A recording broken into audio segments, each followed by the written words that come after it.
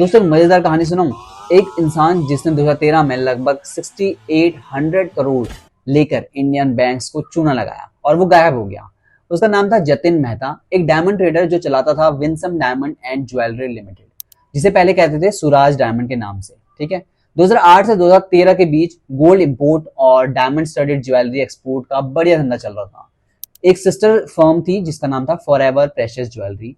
पैसे के लिए मेहता ने यूज किया stand by letter of credit यानी कि एसबीएलसी, एक इंडियन बैंक के द्वारा दिया गया गारंटी, जिससे फॉरेन सप्लायर को भरोसा होता था कि अगर बायर डिफॉल्ट करता है तो बैंक जो है उसे पैसा खुद दे देगा। ये एसबीएलसी यूज हुए गोल्ड खरीदने के लिए और बैंक्स जैसे कि bank of Nova Scotia, standard bank और स्टैंडर्ड चार्टर्ड से। पेपर पे सब कुछ परफेक्ट था। शिपमेंट यूएई के 13 बायर जैसे कि अल अलाम ज्वेलरी, एफजेडसी को जा रहे थे, पैसा आ रहा था, एटलीस्ट दिखाया तो जा रहा था पेपर में कि पैसा आ रहा है। लेकिन मार्च 2013 में एकदम से सब कुछ बदल गया। जो यूएई के 13 बायर थे उन्होंने पेमेंट बंद कर दिया एक साथ। इंडियन बैंक ने जो एसबीएलसी इशू किए थे अब उन्हें ही डिफॉल्ट भरना पड़ेगा। तो अब हजारों करोड़ का जो बैंकिंग सिस्टम से जो पैसा था वो गायब।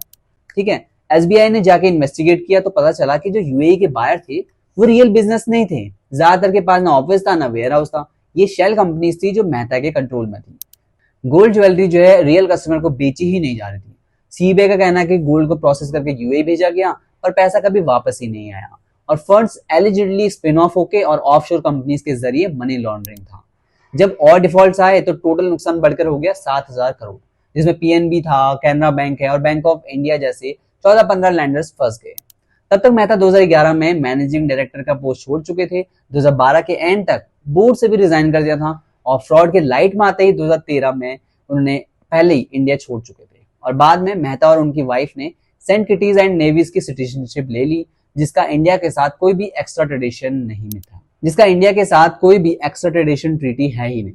सीबीआई ने 7 bank fraud related FIR file की। सेबी ने 2017 में शेयर्स फ्रीज किए और 2020 में विंसम एंड फॉरएवर प्रेशियस को लिक्विडेट कर दिया गया। और आज भी मेहता एक फ्यूजिटिव है, पैसा गायब है, अकाउंटेबिलिटी मिसिंग है और सिस्टम उसमें अभी भी लूप होल से भरे हैं। तो कमेंट सेक्शन में जरूर बताइए कि आपको ऐसा कोई लूप होल दिख रहा है और ऐसे ही फ्रॉड भरी स्टोरीज जानने के लिए चैनल को सब्सक्राइब